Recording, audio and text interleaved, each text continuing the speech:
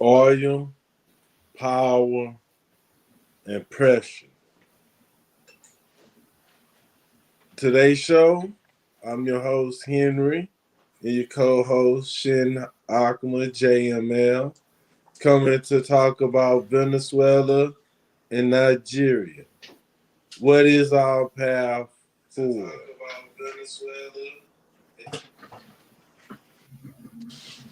What's up? What's up?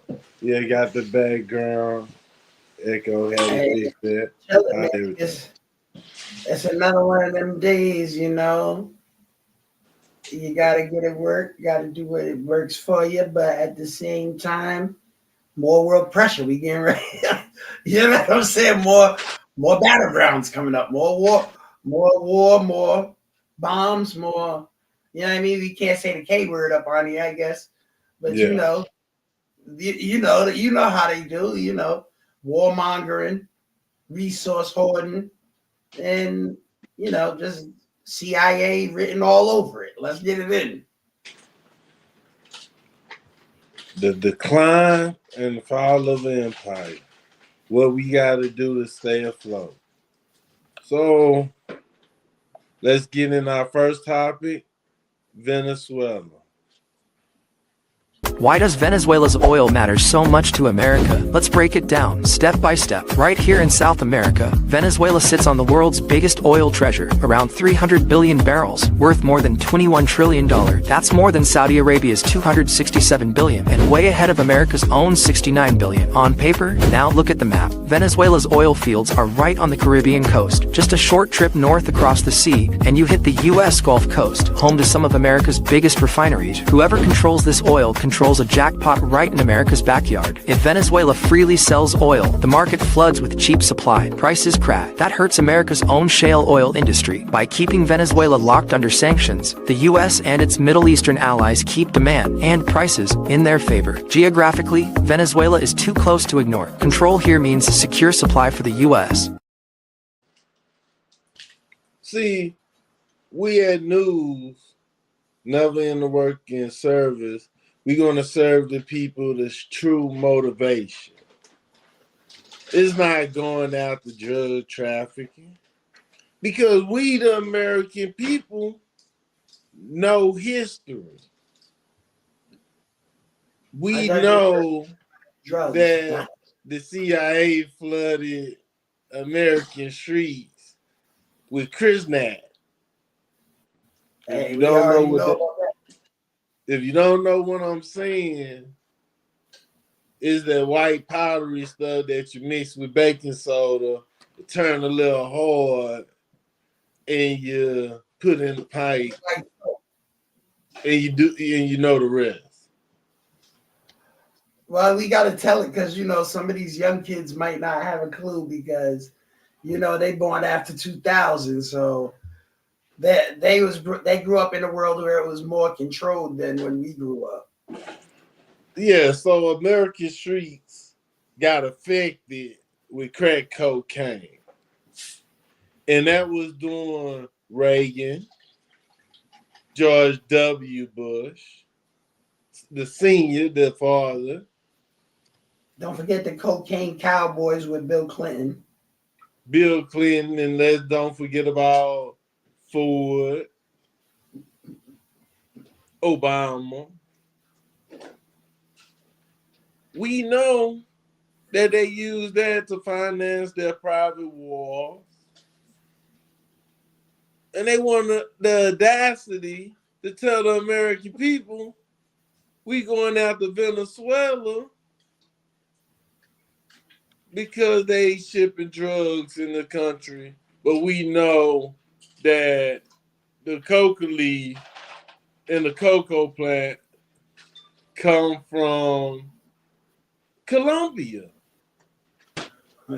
not Venezuela. For going on 10 years now, we've been trying to change Venezuela since Yugoslavia.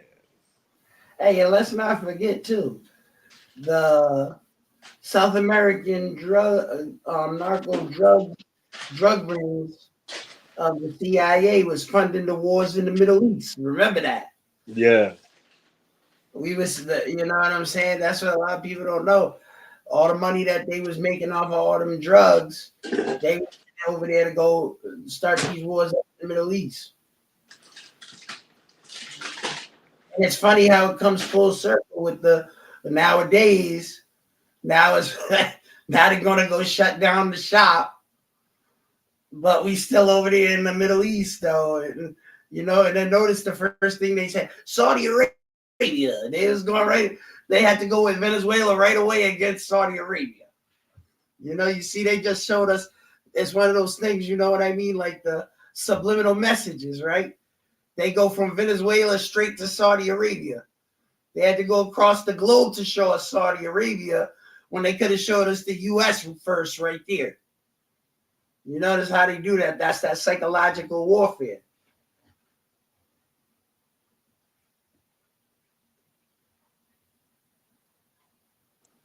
Our money is fiat money. It's not backed by anything. But when we grab hold of something, it becomes the back. Because you use this monopoly money and buy oil, commodity. The trade off that commodity is the interest that make that money worthwhile. And you got to think about this. Hold on, Henry, too, because you're on point. But we got to really say the game for American citizenry to understand. Because Venezuela is going to be moving crude oil, just crude, straight up crude oil. Now, if people remember in the last Joe Biden administration and at the end of the Trump administration, they had instituted the shale gasoline development. You know what I'm saying? Which is a very expensive process to get the oil out of the rocks, right? Because they're not getting crude oil. It's not liquid oil. They got to do that method where they break the rocks down with the acid and then get the oil out of the rocks. So, and they just invested all those billions of dollars into that at the end of the last Trump administration and well through Joe Biden administration and we know definitely into this Trump administration. Yeah. You know, and then on top of that, it's another competitor for the oil refineries in the rigs they just authorized out there in the Gulf and on the East Coast, off the Atlantic coast to go ahead and get the oil out from under the ocean. So Yeah. there's a lot of money in America invested in developing our own oil. But if Venezuela just starts bringing all this crude oil out for cheap prices, ain't nobody gonna buy that U.S. oil. Facts. Because when U.S. implement sanctions on Russia, we did become the number one seller of fracking oil, shale oil, and Europe became one of our number one customers. It costs, but America before World War II and a little after, we was the number one oil pusher.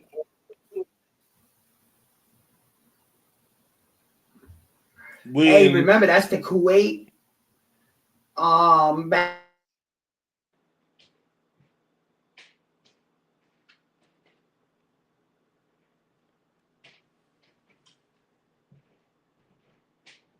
Yes. So My bad. It had. I was saying it was like with Kuwait and Qatar. Desert Storm #1. That was for the oil fields, the oil refineries. You know, so it's not like we don't have examples of that in the United States recent history. We don't even gotta go deep history. We only gotta go to the recent histories for that. Even our lifetime, you know what I mean? yes, let's hear what Donald Trump had to say about the matter. Are we going to war against Venezuela? I doubt it. I don't think so. But they've been treating us very badly, not only on drugs. They've dumped hundreds of thousands of people into our country that we didn't want. People from prisons, they emptied their prisons into our country. They also, if you take a look, they emptied their mental institutions and their insane asylums into the United States of America because Joe Biden was the worst president in the history of our country. But I just want to talk about the scale of the military operation around Venezuela, because it has been described to 60 Minutes as using a blowtorch to cook an egg. Is this about stopping? Well, I don't think so. Look. Is it about, let me ask you though, is it about stopping narcotics, or is this about getting rid of President Maduro? No, this is about many things. This is a country that allowed their prisons to be emptied into our country. To me, that would be almost number one, because we have other countries. Look, Mexico has been very bad to us in terms of drugs, okay? Very bad. We have a closed border right now. You probably noticed that for 5 months in a row, they have zero, think of this, zero people coming into our country through our southern border. On Venezuela in particular, are Maduro's days as president numbered? I would say, yeah. I think so, yeah. And this issue of potential land strikes in Venezuela, is that true? I don't tell you that. I mean, I'm not saying it's true or untrue, but I wouldn't. Why would I we wouldn't do be it? inclined to say that I would do that, but because I don't talk to a reporter about whether or not I'm going to strike. Well, first of all, let me say something too with this. That Donald Trump, he ain't joking about Maduro, because that Venezuela already found out, knocked off some CIA assets out there already in Venezuela, trying to do some political coup already in there. Yeah. CIA got knocked right off as soon as they tried some funny stuff. And it's like, you know how they're going to do, Henry. We don't have to do too much. They're going to try to destabilize the country like they always do. Yes. And when we dig deeper into the matter to find out why will we do this to Venezuela? They elected their leader. One is that they nationalized their oil. You got to explain that for people if they don't know what that means, Henry. So when you nationalize your oil, that if I sell my oil off the land, it don't go to private company, private investors. It go and strengthen the bond of the currency of the country. And it also go to supporting the people. That means people in the country get dividends off the oil. And that dividend go into food, lower the price of food, lower the price of rent, housing. It's like Libya, right? When they had Gaddafi. So yeah, that's why you seen what they did with Gaddafi. Oh, yes. When you have a free enterprise, but the free enterprise American in practice, that every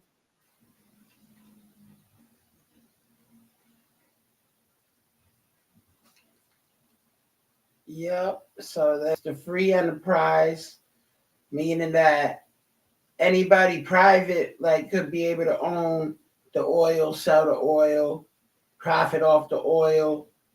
You could also go to refining the oils and doing different things with it to produce products that they could get a profit. Yes. So when these individuals practice free enterprise, most likely these are American enterprise, American company, or you could say in this modern world,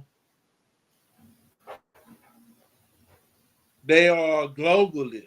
That means they feel like resource on one part of the world could be traded with another without government restriction. With that, the people could suffer because the people is not at home. They don't care about the people of the land, the resource fit shareholders. Whoever the shareholder, it's about profit. To please the shareholders, the ones who give money. Prime example, Conoco, BP, British Petroleum, go in. These are public traded companies.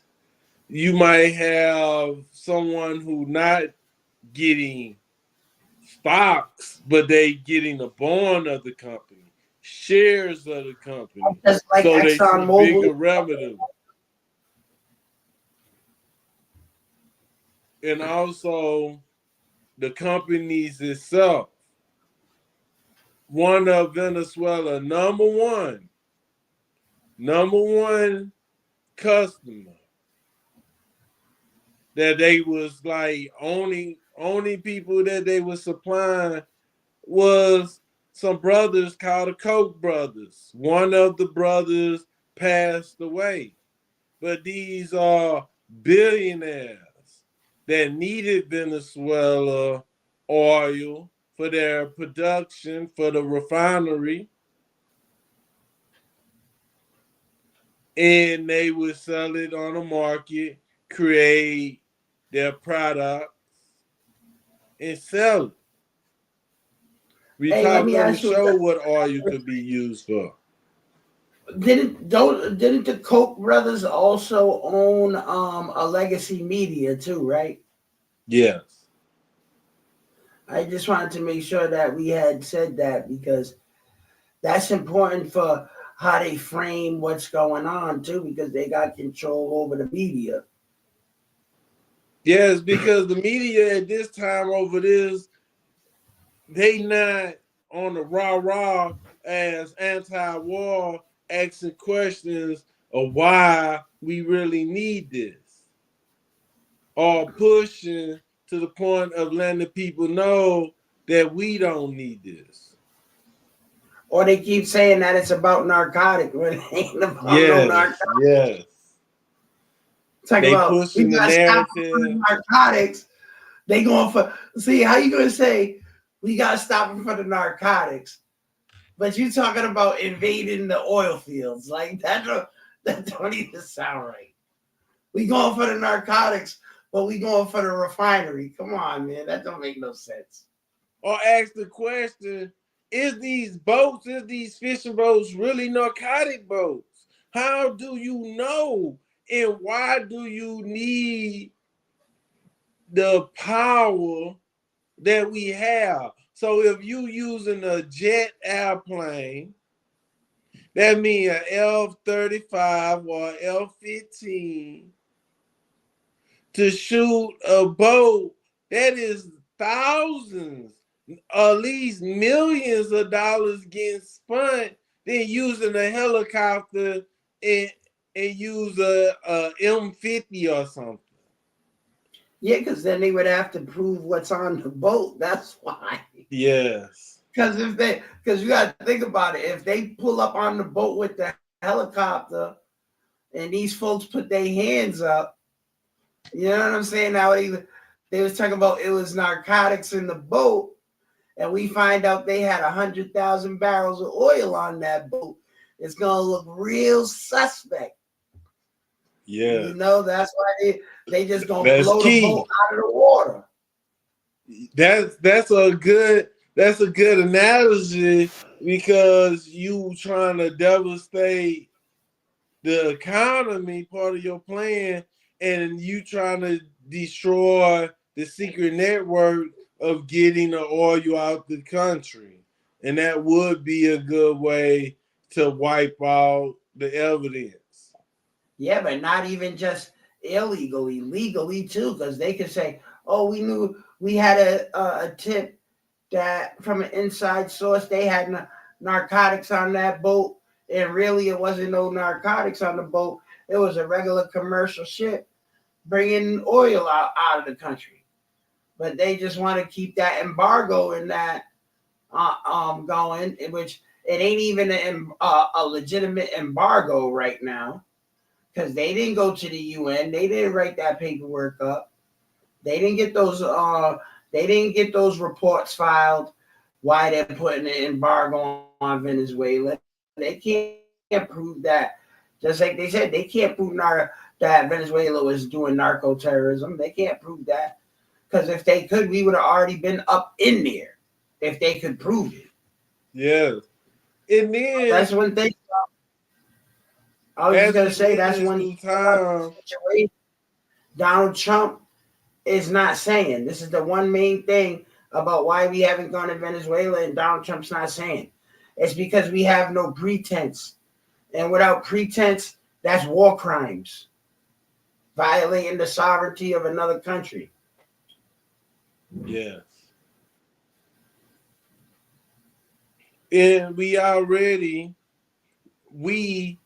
talking about NATO country like the UK, in America, United States, I feel we stole Venezuela gold.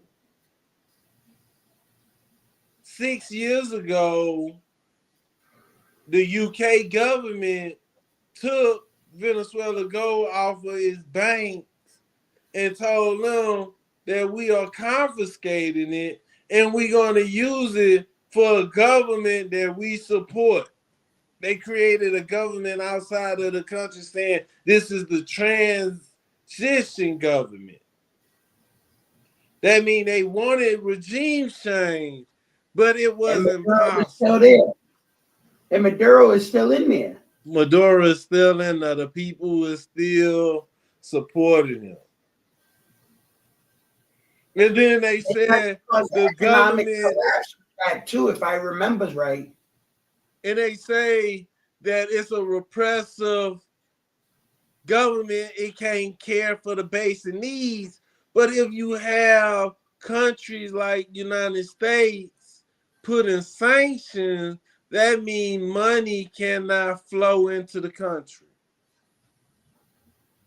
And money can't flow into the country. Yes, they cannot buy essential needs to boost their economy. And it's because America supporting the donors. So let's get into more detail. I want the Keystone Pipeline. You should love the Keystone Pipeline. Love the Keystone Pipeline. The Keystone XL pipeline will bring the world's filthiest oil, tar sands from Canada, all the way across the belly of the United States, over our water resources, down to Texas. Oil to Texas? Why in the world would you have to ship oil to Texas? The answer is here in Corpus Christi, home of the Koch brothers' giant refinery. But the Kochs have a problem. They can't use Texas oil. It's not filthy enough. It's not dirty enough for their refinery. They have to use super heavy crude, gunk, like you get from the tar sands. So for years, the Kochs had to import their extra filthy crude from Caracas. And the price of that heavy oil was set by this man, the Frank Sinatra of Venezuela.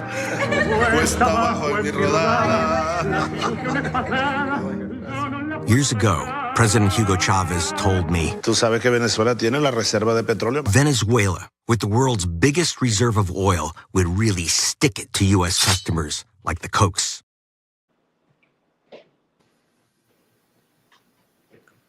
We was the only one getting it, and we was setting the price in the condition, because if Venezuela flood the market with its oil, it could ripple effect. It will cause the prices to go down. And America needed balance, supply and demand. the less oil on the market and the less refined goods is rare. They say it's rare, so you could charge a higher price. But if you have too much, you could buy from anybody, any customer. There's no reason to go to United States. There's no reason to go to Saudi Arabia, Qatar, or a country that is heavy influenced by America. Hey, and let's not forget that too, that Henry, that the price of all the other goods got to go down because transportation cost goes down. Yeah. So that means regular products on the shelf got to go down in their price too. Not just say, oh, well, because remember, if everybody remembers, during the CV-19, that was one of the main things they kept saying, oh, well, the oil price is so high. So that's why we got to raise up the prices on the products, because we got to ship the products to XYZ, you know what I mean? Shipping them across the country or whatever they're doing with it. And they talk about it's $5 a gallon. So what happens if it's 50 cents a gallon? What is the price of the stuff going to go down? True. Because a lot of conflict happened in 2025.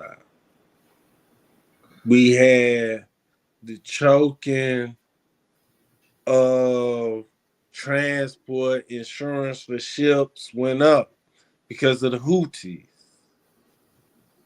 in Yemen.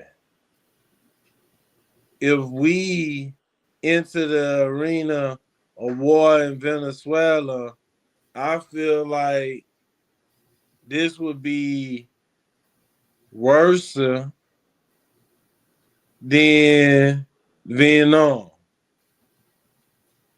It would cause more human life toll. The thing that's the most ironic about it too, Henry, about it, and it's funny, but it's not funny, is how we go into war with another country and our government is not on. It is closed down. How is the government's closed down, but we can still go invade another country? That sounds crazy. We can't even get no food stamp, but we can sure as hell invade Venezuela. And that's the other reason why I feel like we're not at war yet, because Donald Trump would not have no legal rights. Like he can send the CIA to come up with plans for a coup. Easy to have a coup, make it seem like your own people instigated it. And if they destabilize it, that gives us a reason to go in there for the threat of national security. Or have a rebellion, the people, or make someone in the government like, hey, my family's suffering. We got to take this leader out. In the regime there is. And that's American tactic. They would have, see, if we had to invade Venezuela, right? This is how we know it's just posturing right now at this point, because if the government is shut down, then Donald Trump has no way to initiate the armed forces, because it's up to Congress to initiate the armed forces, not Donald Trump. He could say we could go into Venezuela, but remember, we only got a maximum 30 days before Congress got to vote whether it's legal or illegal for us to be up in Venezuela. And if they say it's illegal, then what was that? We wasted 30 days, you know what I mean? And on a military conflict. Because the pretense is like, we got these boats. The government is supporting these boats going out with drugs. And the American people not buying that because we see like if y'all using these small fishing boats, they have to hop from countries to countries, and it's a way of stopping them boats. There's ways of stopping them.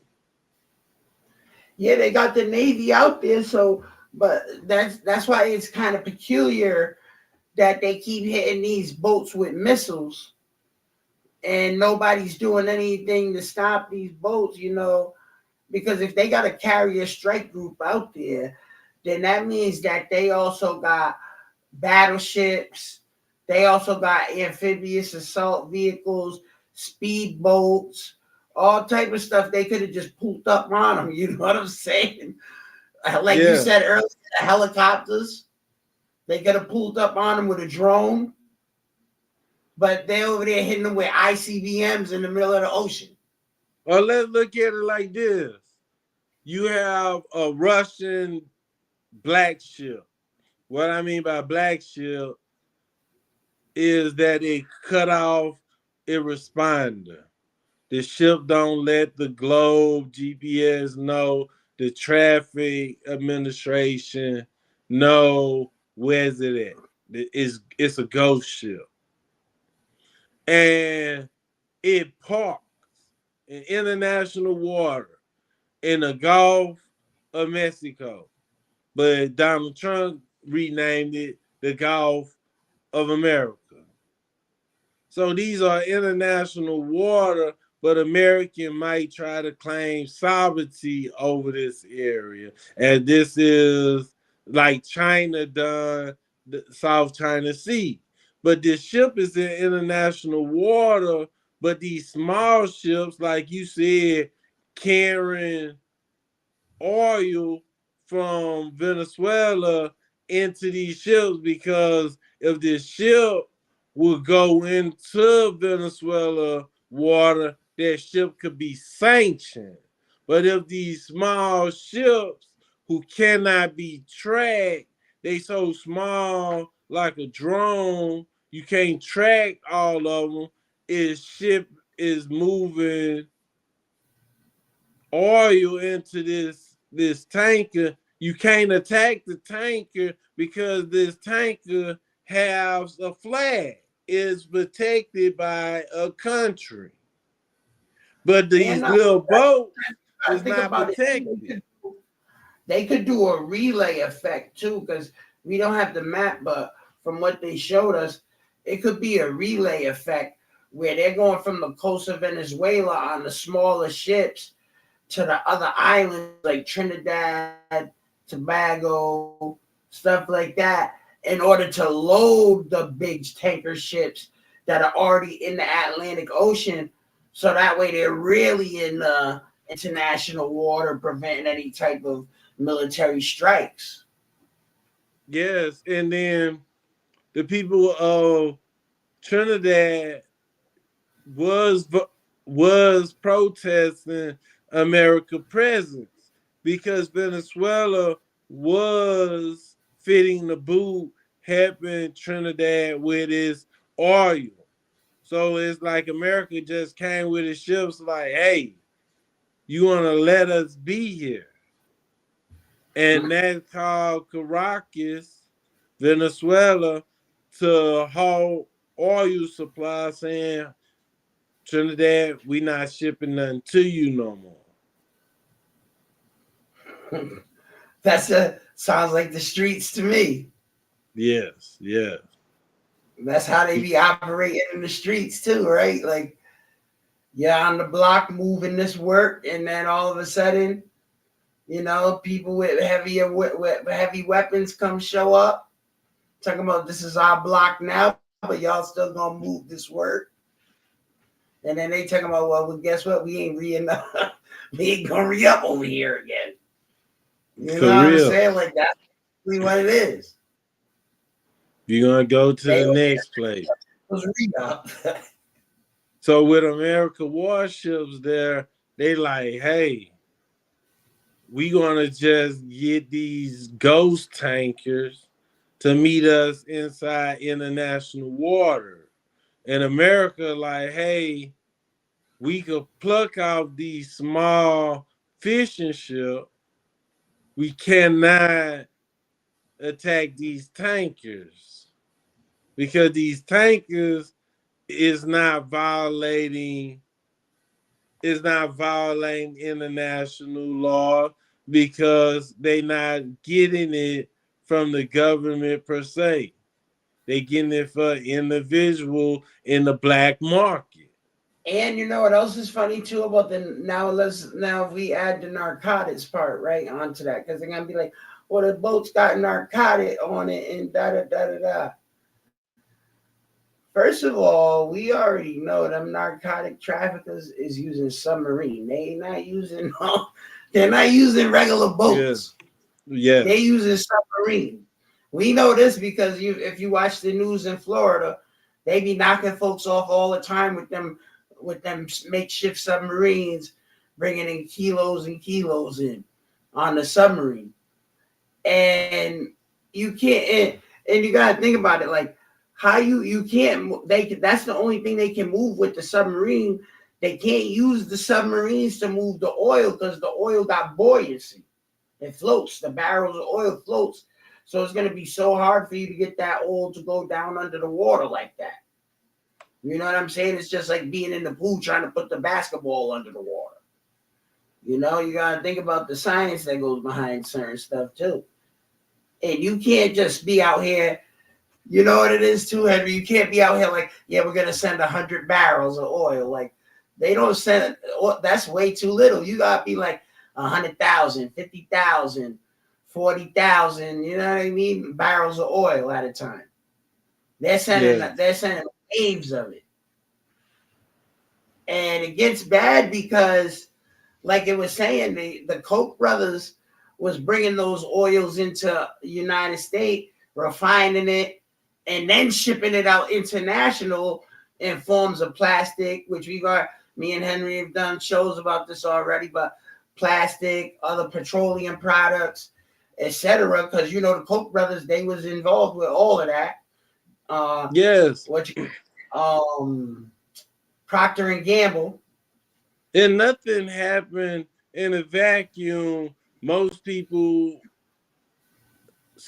somebody is born every day.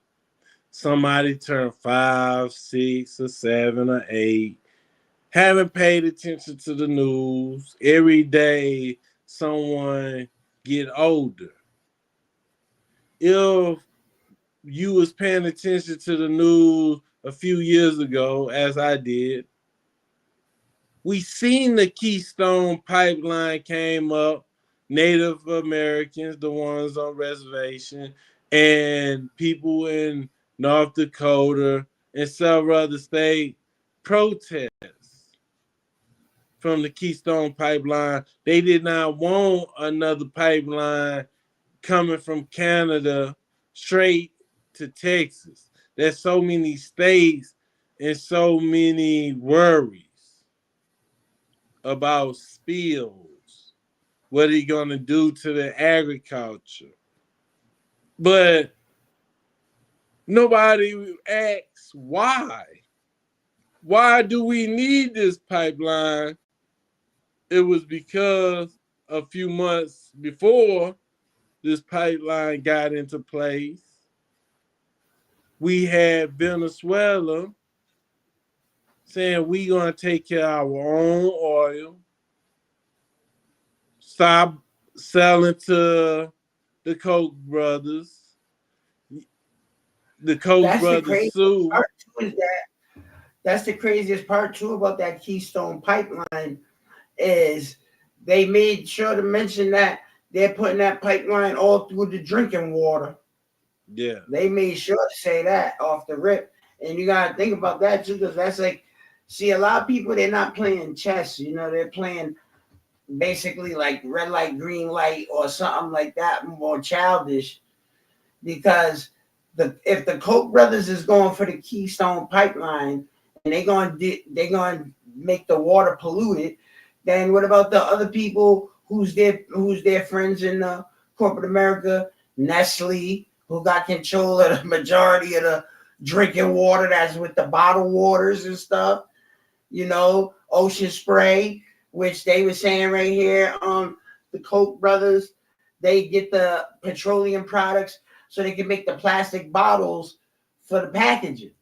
It's like for like Ocean Spray, Coca-Cola, and they used to. So you're still buying these people's stuff, even when you think you're not buying their stuff, and you're supporting these pipelines. You're supporting the wars with Venezuela. You know what I'm saying? And you think you just drinking a bottle of Coke. You just thirsty. You know what I'm saying? And it's wild because there's not really no way to get away from it. Like we said on the other show, Henry, about the petroleum products. It's like everywhere we turn, no matter what we use, whatever we get, whatever we're trying to do, it's using the petroleum products. So how are you supposed to stop people? And then out the blue, we're going through all this chaos, all this confusion, lies to cover up lies. Another country got thrown into the spotlight. It's not in Middle East. It's not nowhere close to China. We know legacy media been pushing South China Sea in our face, the Middle East. We barely hear about West Africa. So we got thrust with Donald Trump talking about attacking Nigeria. The pretense of this was Christians is getting genocide. A large number of Christians getting genocide in Nigeria. In Nigeria, a large number is Christian and a large number is Muslim. You have Christians in the South and the North is Muslims. And Nigeria was a former colony of UK or Great Britain. So this is the influence of Britain, influence of the West on another country. But this country is in West Africa. Nigeria. Yeah, we know. And we know the pretense is not about Christian, because if they cared about Christians so much, where was the sympathy? Where was the concern about the Christians that got bombed and got injured in Gaza and in the West Bank? What happened to them Christians? Is America got select Christianism? Hey, Henry, hold on, too. Let me say this.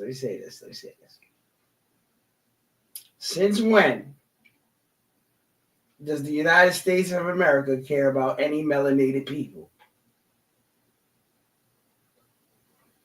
Especially West Africans. Where's the crickets at? You know what I'm saying?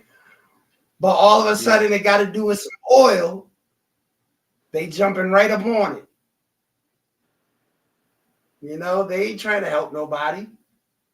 What happened with, how come they in Nigeria now, but they wasn't in Nigeria 10 years ago? Because Nigeria was going for the U.S. and foreign aid for oil refining. They was paying some money. You know how that goes. Yeah. If you're not paying, then United States is going to stick their nose in it, especially when it comes to the oil. It's an area that's being quote unquote supposedly destabilized because of Mali, even though all they're doing is saying they want the West African nations to become more self-reliant. And you know that ain't no colonizer want to hear that the colony is self-reliant. Them colonizers don't want to hear that. So let's get where coming from. Yes, let's get into Trump posting this on social media a short time ago. If the Nigerian government continues to allow the killing of Christians, the USA will immediately stop all aid and assistance to Nigeria. May very well go into that now disgraced country guns ablazing to completely wipe out the Islamic terrorists who are committing these horrible atrocities. I'm hereby instructing the Department of War to prepare for possible action. If we attack, it'll be fast, vicious, and sweet, just like the terrorist thugs are cherished Christians, warning the Nigerian government better move fast. So he's warning them that if Christians continue to be killed, the U.S. will immediately stop aid and assistance to Nigeria and may very well go into that now disgraced country guns a-blazing. Pete Hegseth, the Secretary of War, said, yes, sir, the killing of innocent Christians in Nigeria and anywhere must end immediately. The Department of War is preparing for action. Either the Nigerian government protects Christians or we will kill the Islamic terrorists who are committing these horrible atrocities. Now, he says that he directed the Secretary of War to prepare for an attack, and Secretary Hegseth confirmed that that's moving forward. The Nigerian government rejected this threat. Are Christians actually at risk in Nigeria? Yeah, they are. The scale of violence against Christians there has been widely documented. By the way, many, many Muslims are also being slaughtered by the same group of Fulani Muslim herders have not only been attacking Christians, they've been attacking Muslims. Now, like I said earlier, the Christian population is in the south of Nigeria. The Muslim population is in the north. We just saw a few years ago when people pay attention to the news, female students got kidnapped.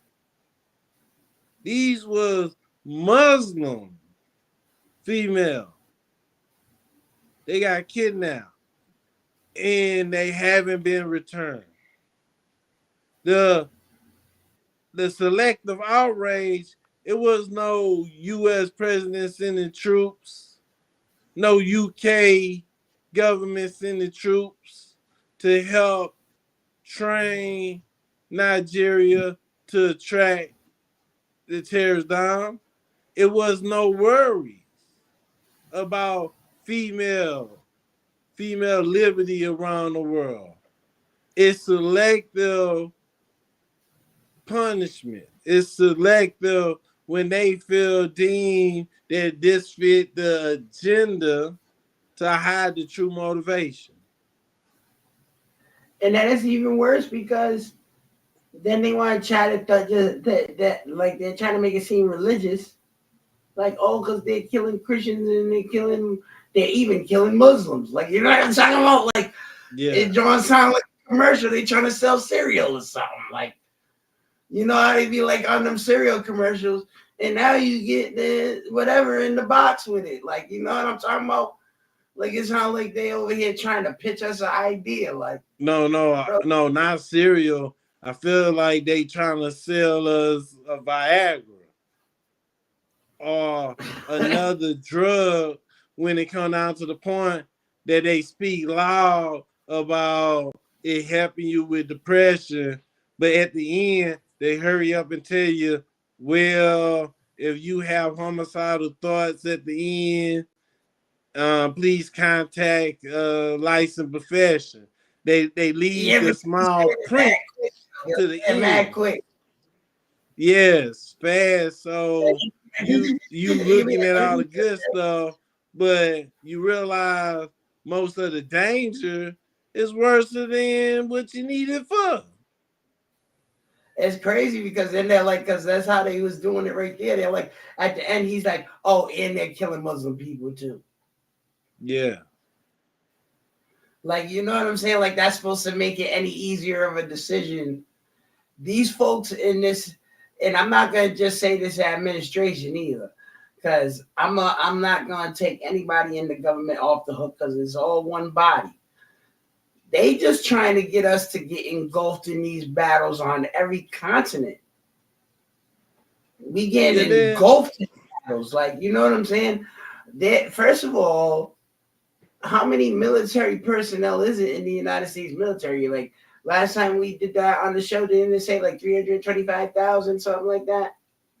Yes. For how many active duty soldiers? 300,000.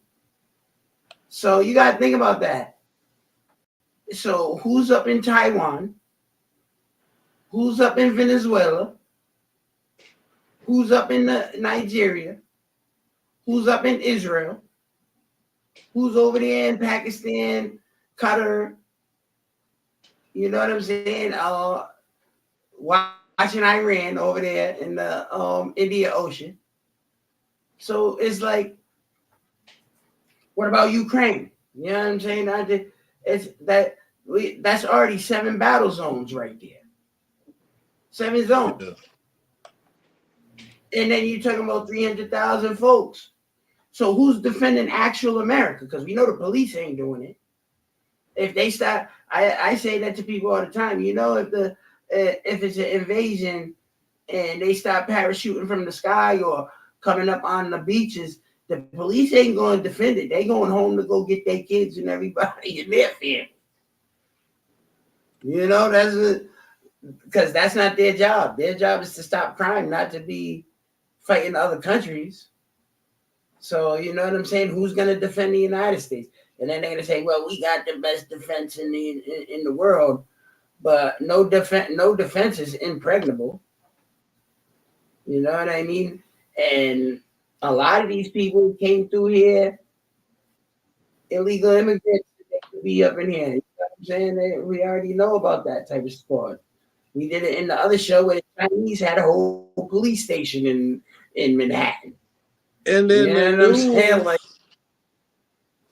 and in the news that most people fail to realize before Donald Trump came out talking about attacking Nigeria, one of their billionaires, the owner of the African largest refinery.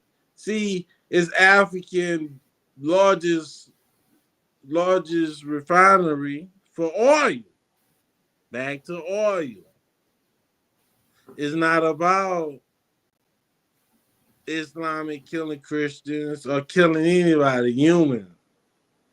You saying you becoming a judge when you say it's okay when Muslims fight Muslims, but once they put their hands on the Christians, then we're going to fight.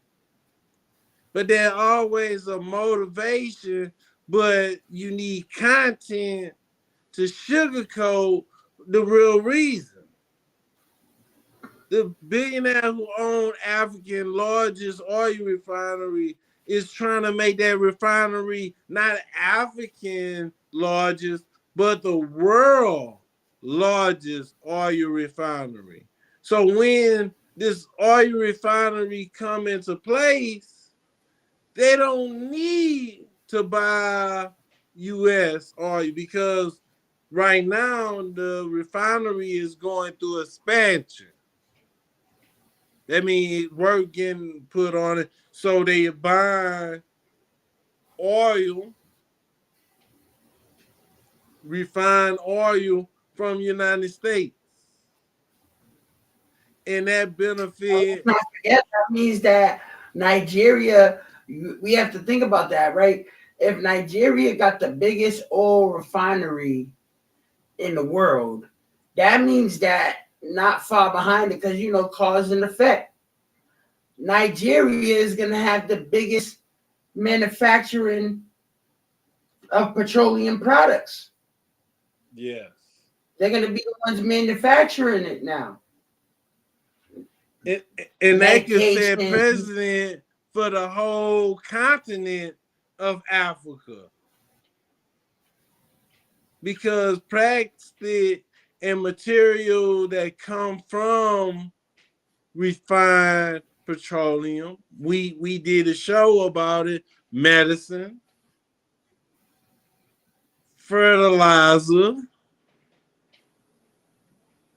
and much, much more. Gasoline, heating oil, all this material can enter into a market, a new market come into play. And this here we have a customer. United States wanted to supply India with oil and China with oil. America was supplying China with oil till we had a trade war with China, and China cut the United States off. So America wanted to enter India, but a lot of our goods, when they go to India, it costs more. So here we go. India's state-owned refiners have significantly increased purchases from Nigeria between September and October. Over 2 million barrels of Nigerian crude are expected to arrive in India. Last week, the Indian Oil Corporation locked in 1 million barrels of Nigeria's Agbami crude for September delivery. Bharat Petroleum Corporation Limited has also been active, making spot purchases and negotiating for additional September shipments. In recent years, India has been diversifying its sources, also bringing crude from Angola, the US, and West Asia. Since 2022, India has been one of the biggest buyers of discounted Russian crude, defying the Western-led boycott after Moscow's invasion of Ukraine. In the first half of this year, Russia supplied around 35% of India's total oil imports, making it the country's largest supplier. But now India seems to be bringing up imports of its other oil partners. This could be possibly due to US President Donald Trump's increased pressure on New Delhi. Trump announced an extra 25% tariff on top of the existing 25%, doubling duties to 50% on many Indian exports to the US. This was aimed at forcing India to cut Russian oil imports.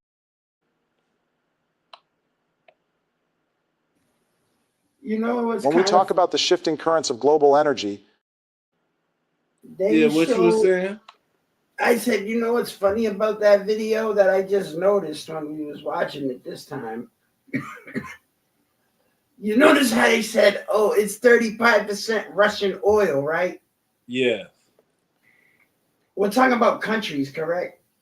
Yeah. So then why the boat says Costco on it? The boat bringing the oil in, it says Costco. Yeah.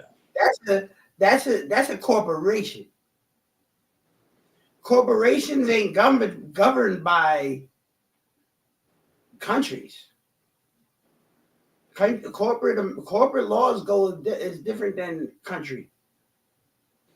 But that's when sanctions come in place. No, but I'm saying it from the aspect of they got Costco in Russia, they got Costco in the US. Yeah. And then Costco is bringing the oil to India.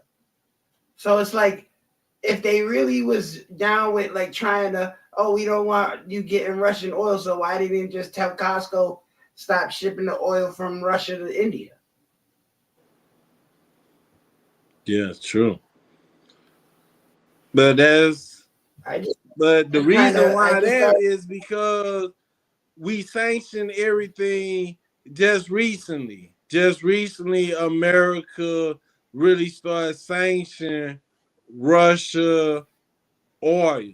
Like during the whole campaign, every business, every section of Russia was getting sanctioned except for the oil and natural gas because Europe was still buying. It's like America was telling all its non-allies, non-European countries, like, South Korea, stop, don't buy this. China, don't buy this.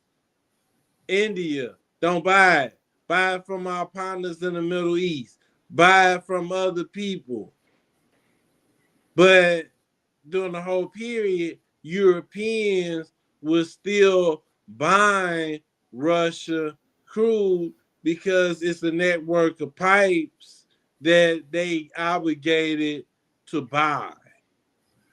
I'm just saying that it doesn't matter either way if it's the same company selling the oil. They're still getting the money. Like Costco, it doesn't matter if they're selling Russian oil or American oil or Saudi Arabian oil. But if it's still Costco, come on, bro. Now you got to think about that. Think about what I'm saying. It doesn't matter what country the oil came from. Costco is still making that money. Yes, Costco is logistics. Right. And that's the crazy part about it, because really, what is the sanction doing? Because the corporation that's running the show is still getting paid no matter which way the oil comes from. Yeah. So why would they care about, why would they really be like, and I'm saying it from an angle of, why would they care about Indian interests? Why would they care about Russian interests? Why would they care about United States interests? They're just trying to make the money for their corporation, right? Yeah. So that means they're going to do whatever it takes to move the oil. And we already know how it goes in America. Like you said, oh, how come all the Russian goods had sanction except for oil? But that's easy to answer because they was paying the lobbyists in America through Costco. Yeah. Costco's paying the lobbyists. The lobbyists go in there and tell Trump, look, man, we can't have you sanctioning up the Russian oil because you're slowing our money up. You're holding the money up. If you want to have support for your policies, then you need to free that money up. Yeah, let's go into this. When we talk about the shifting currents of global energy, we're not just talking about barrels of oil. We're talking about influence. We're talking about leverage. We're talking about how nations navigate uncertainty, not just to survive, but to shape their own destiny. India's recent move, rejecting U.S. crude in favor of Nigerian oil, might at first glance seem like a tactical decision, a line on a spreadsheet, a matter of pricing or logistics. But in reality, it signals something deeper, something far more profound. It is a reflection of how global alliances are being tested, how economic pragmatism is reasserting itself, and how emerging powers like India are redefining the rules of engagement in a world reshaped by sanctions and strategic realignments. Let's step back for a moment. When Western nations imposed sweeping sanctions on Russia following its invasion of Ukraine, they were making a moral statement. But they were also making an economic bet. The bet was this: isolate Russia, squeeze its energy revenues, and weaken its capacity to sustain conflict. But in a globalized world, no action exists in a vacuum. Sanctions, while targeted, often ripple outward, altering trade flows, redistributing influence, and forcing major economies to adapt quickly, or risk being left behind. Russia, locked out of Western markets, began offering its crude at steep discounts, particularly to Asian buyers. For countries like India and China, this presented an undeniable opportunity: reliable energy at a lower cost. But more than that, it exposed a flaw in the system the West had long taken for granted, that economic coercion works only when everyone plays along. India didn't. And why should it? India looked at its own energy security, at the needs of over 1 billion citizens, at the pressures of inflation, and made a decision rooted in national interest. Not ideology, not allegiance, interest. Now, as Russian crude flooded the Asian markets and U.S. oil struggled to compete on price, India made yet another strategic pivot, this time toward Nigeria.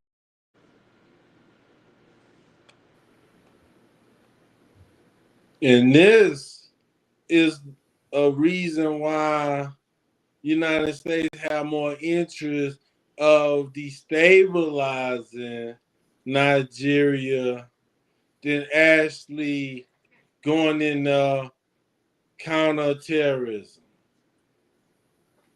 Because and let's remember this too, Henry. Remember this too, real quick, right? About Russia with this trade with oil with Nigeria, China, etc. One thing, especially the United States don't like, is Russia is trading oil for actual gold instead of money. They're trading it for hard gold, hard assets, which they don't like that because that's messing up the dollar too in the world reserve currency as the dollar. It's messing it up. That Nigeria could go to Russia with their oil, and now they can sell the oil to China for gold. And now Nigeria is going to start becoming more enriched because now they're not going to be backed by fiat currency. They're going to be backed by actual gold bullion. Yes, and America is getting cut off of two market then because Nigeria buys some of its oil from America when it already refined the refined product while their plant get worked on. So when Nigeria opened up the world largest oil refinery, it would not need America. And Europe is buying Nigeria oil because they had a choice to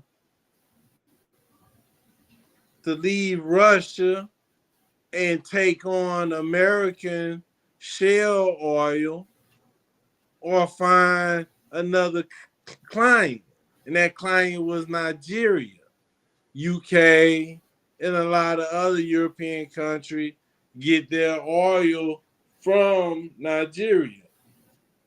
And now you have another country, two big countries, who want independence to make their own choice without being meddled in by the American interests, and that is India and China.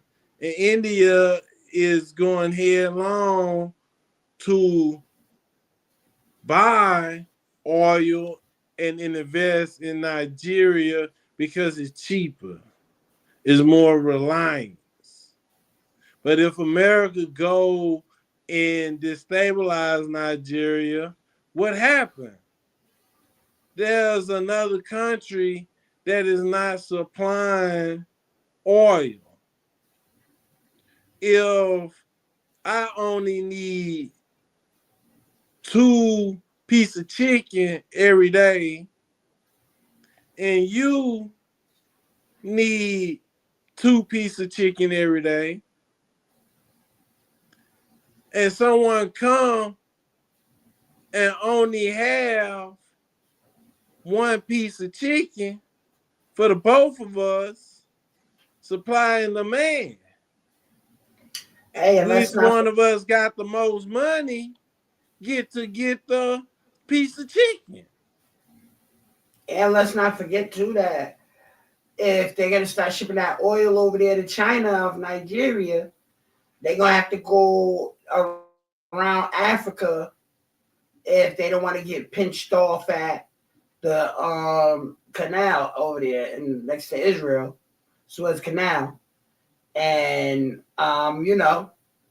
that's just another way they gonna get them. And you know how it goes, Henry. If they gotta go around in Africa, the Horn of Africa, instead of going through the canal, that's gonna make the oil cost more money on the way. Yeah.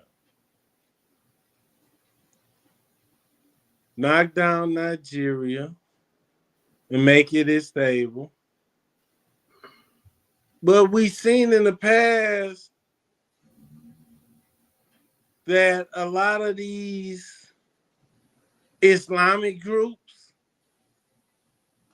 the CIA, the American client, Don't believe me? Look at Syria.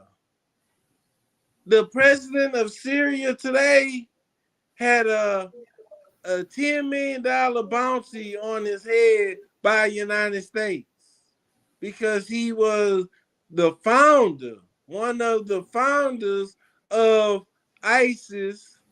No, I'm sorry, of Al Qaeda in Syria and Iraq.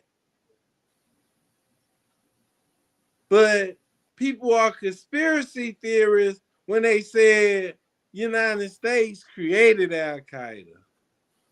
United States controlled Al Qaeda. They got Boko Haram over there in Africa and Nigeria. Yeah. So you have the French when they got kicked out of Burkina Faso and Mali. Burkina Faso was like, we is fighting this Islamic front, and France, you supposed to be training our soldiers, sewing logistics, but these terrorist groups are still being prospered. You support the government. They got bagged up in Venezuela. Yeah. You support the government. Why? Because you get money from the government while creating a boogeyman for the government to chase. Okay, we're going to build this boogeyman so you could buy our weapons. And while you buying our weapons, we is giving weapons to this boogeyman group to keep going so you can keep on buying our weapons. But when you say you're going to do it yourself, we're going to get rid of you. That's what they did in Nigeria last time when they kidnapped them little girls. They kidnapped them 200 little girls out of that city in northern Nigeria. The United States didn't try to put any troops or any military capacity outside. I think we did like 1 or 2 air missions, where they flew over the jungles and all that. But immediately after that, they sold Nigeria on building a drone base.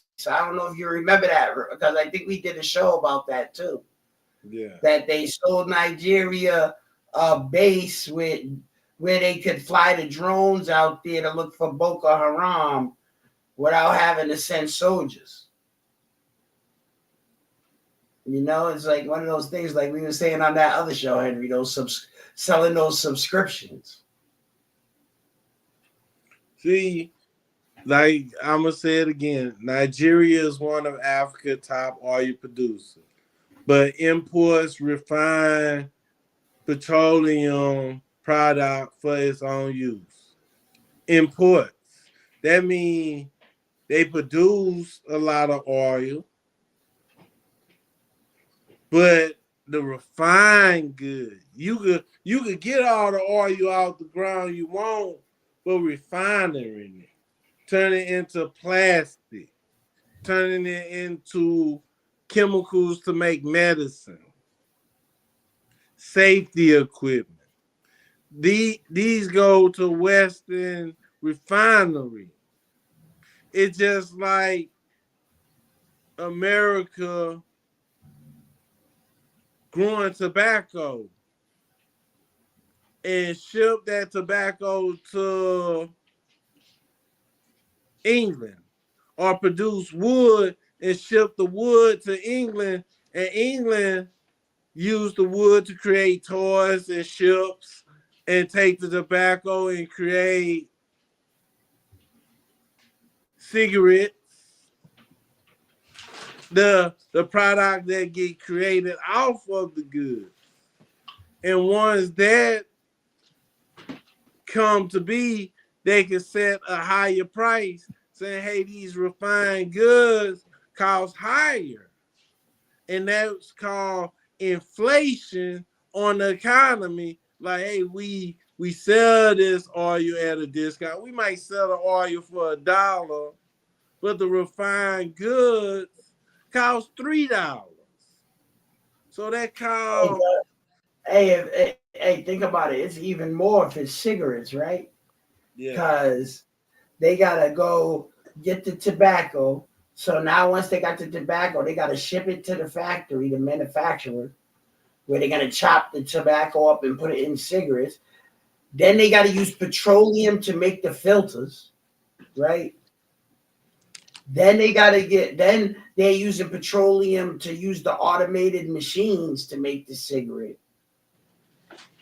Then they got to ship it out after it gets packaged, put back in the truck, bring it to the ports or wherever it's going so it can get shipped out to the world or wherever they want to bring the cigarettes to. And then they charging us $15, $16, $17 a pack of cigarette off of 25 cent worth of tobacco.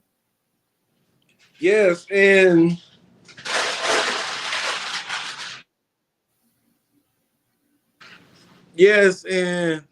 that what we dealing with, especially when Nigeria is shipping to India.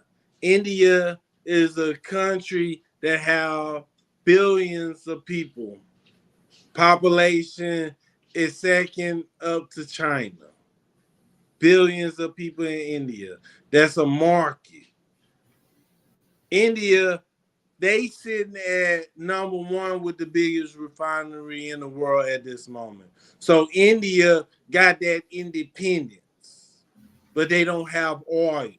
They buy oil and then they refine it to their liking when they come into the country. But dealing with Nigeria now can sell refined goods to India and get the benefit.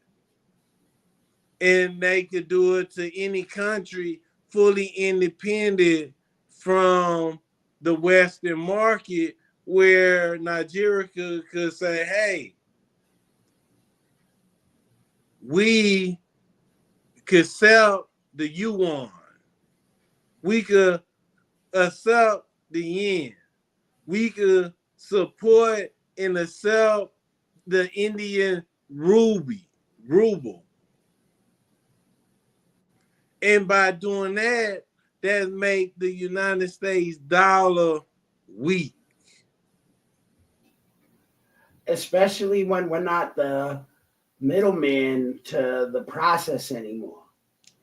Because even in past times, these type of transactions was going on, but the United States was in the middle because there was like one or two pieces to the puzzle that they was lacking, you know what I'm saying? So we would step in there and we would make that little extra profit off that. Where now if they got full oil refineries and full manufacturing, then the United States is getting cut out, you know, because now there's no need for foreign investment. And then chaos erupt in Nigeria. It cannot fully function. Most of the oil revenue would be lost. It would not benefit the people of Nigeria because they would have a unstable country. Right. And by having an unstable country, they would not be able to sustain with tax money, and they would have to nationalize the oil. And nationalizing the oil will lead down another rabbit hole like the failed state of Venezuela. And you see how they're trying to execute fast on Nigeria because they're not trying to let them nationalize it. Because who knows what that guy is going to do, the billionaire. he got a big chance right here that if he convinces the Nigerian president to nationalize the oil, the United States is going to be in trouble. Yes. I have to go in there quick because and you know how that goes. They're going to try to take somebody out. You know what I mean? It's not funny, but you know how the United States operate. We're going to take somebody out and put somebody up, you know? They're going to find who's going to be cooperative. We have majority of OPEC country supporting American interests. That's when you get into Saudi Arabia, Iraq, Qatar, Kuwait. These countries bow down to American interests because that's the Eisenhower doctrine. After World War II, Eisenhower set into play that the Middle East is our backyard. The oil that get produced will become part of American fiat currency, where you cannot sell oil or commodity like coal,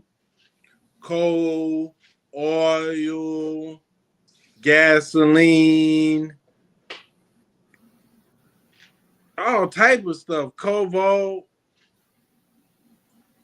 If it's an element, a mineral, it got to get sold in the dollar bill. Diamonds, it got to get sold in the dollar. But we are in isotopes. Yes, we are in an age where a new empire is growing, a rival, a competition. And that competition is in the form of China and the global South. Countries is not living in a vacuum where everything benefit to. Like the Cold War, it was the United States versus Russia. Now it's a multipolar world where America got to compete with everybody. American losing the influence as America is the only dominant country, and whatever we say, go. See, and that's where they get it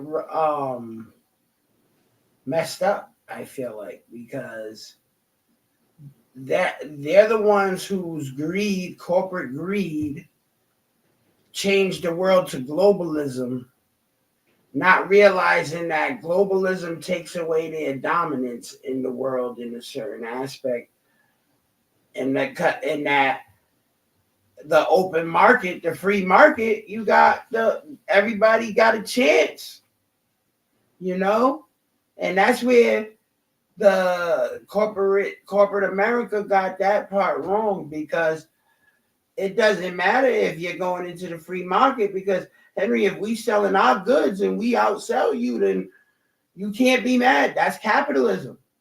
Yeah. If Russia wants to sell their oil at bargain basement prices, dimes and pennies on the dollar, you can't be mad if they outsell the oil because he's selling them 10,000 barrels for $1. You know what I'm saying? You can't be, y'all is out here selling it for $100 a barrel. They're selling them 10,000 for $1. True. You can't get mad. That's the way it goes. And that's why they're going to say manufacturing. Think about it. Because now that's going to make plastic goods and medications. Everybody thinks that stuff's expensive now. Wait till Nigeria starts producing it. Wait till it got to come across that Atlantic Ocean first. it's gonna be real steep prices. Yeah. Supply and demand and the control of that. The control of the supply. While people paying attention and saying we need to protect the Christians. America is not no Christian nation. Christianity is not a good religion. I'm being honest here. I'm not doing it or saying this because I don't like baby Jesus. No. Baby Jesus is cute. This is about the conquest of other and the idea that the West has the authority to do so. Under the pretense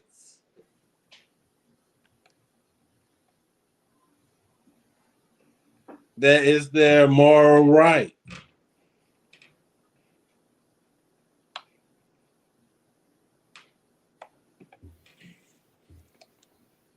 I want to thank everybody for joining us tonight. We got a lot of things going on in this world. Not just in this world, but also in this country. We have our government going through a shutdown. We gotta think of what happened during C-19. We seen that the government and the police and the military still cooperate without us working.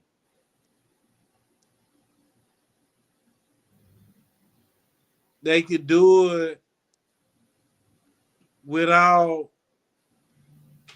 us to show that AI could do it better.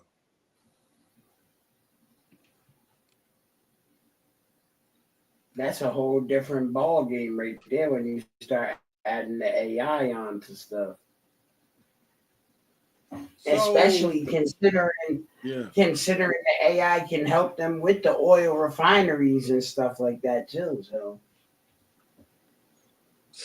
it's a scary world to the point that they show that the government do not need the people to keep on running the government. And the government is showing American people that they could take away the safety nets that secure the American people.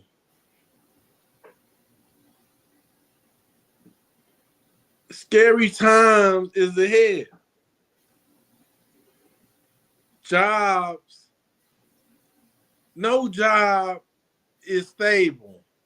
One day you could be working, and then the next day you could lose a body part and you can't work no more. And when you're able to work again, it might be hard to find a job. It could be, and not only that, Henry, what about those couple 100,000 people who was working at Amazon who just got laid off for the robots? Yes. You laid out because of AI and robots, and you cannot pay for food. And you can't even get another job in your profession if the AI robots is taking over already. Yeah. So it's hard. It's going to be hard. It's like it's no need. So now, American people, we need to understand what family means. Working on family again. Working on family goals. Taking care of the community and the community taking care of us.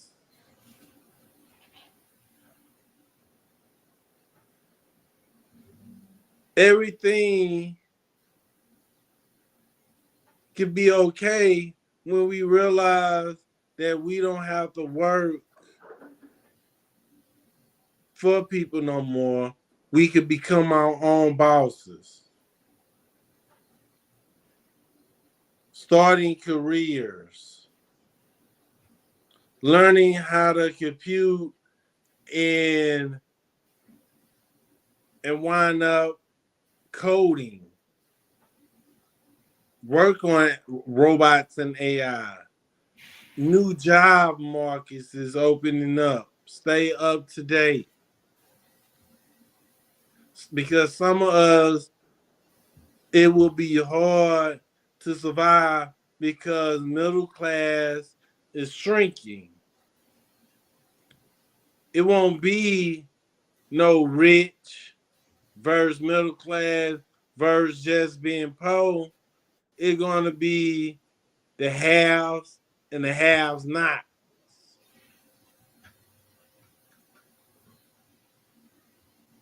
This empire, which we call the USA, a corporation, can't last forever. Just like the Roman Empire came and fell, the British Empire came and fell.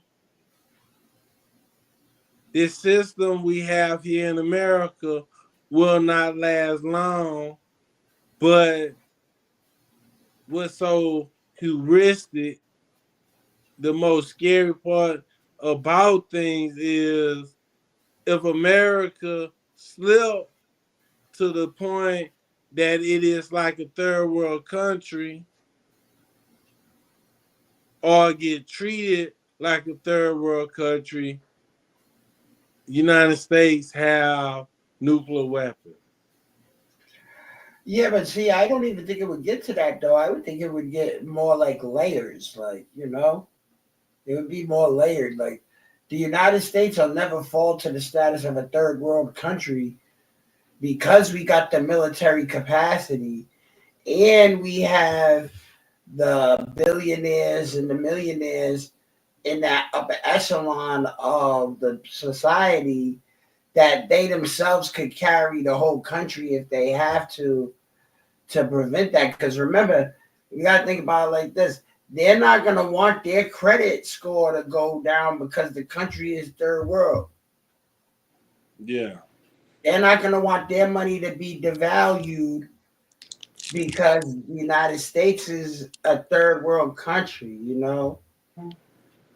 And it's one of those things where you got to have an understanding of how the economics plays because you can't be the money man and the money be worth nothing. Yeah. So they'll let us live in the third world conditions, but they're not going to let America slip into becoming a third world country, even if it's a lot of ghetto cities and towns and stuff like that in America. But you still gonna have Hollywoods and all of that type of stuff where these rich folks live at, Miami, Florida, the penthouses in New York City. They still gonna have their supervillain type, rich folks who live in those cities. Yes.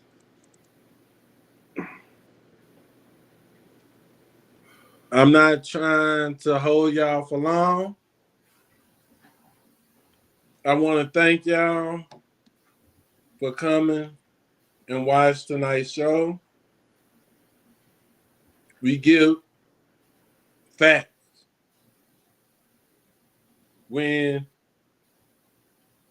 you research,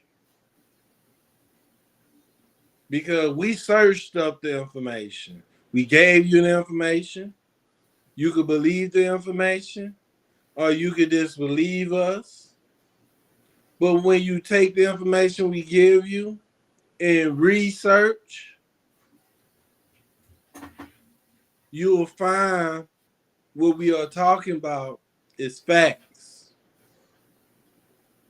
You'll find what we speaking of is what they tell us to our face, but they put a headline over it to change your perspective.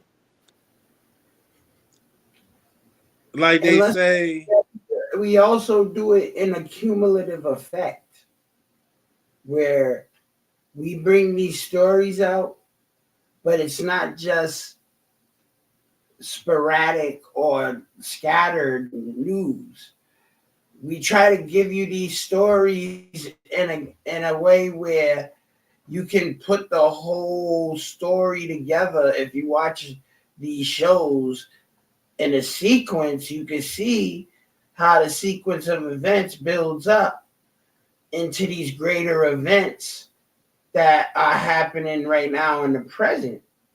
Because we've been doing this show about the oil refining, about these skirmishes, these conflicts over these type of resources. We've been doing that since Trump became the president, so it's one of those things you have to look at the accumulated effect. Yes. So thank y'all again for coming watch. And I hope everyone enjoyed their weekend. Enjoy your Friday. We're going to come back soon with another show. But for the ones who tuned in tonight and going to come tune in later, we appreciate all the views, all the thumbs up, all the subscription, because we sitting at 1,062. Share, hit the like, and drop a comment so we'll know how you really feel. We love you, and if we did not care about you, the people, we would not come with the news. Never in the working service. We here to serve the community of the news and the media around us. So, Shin, you got anything to say before we end? Positive vibes bring positive results. Positive results means you're accomplishing your goals. Just because you're going through a negative circumstance doesn't mean you can't have a positive outcome. Yes. Peace, and good night.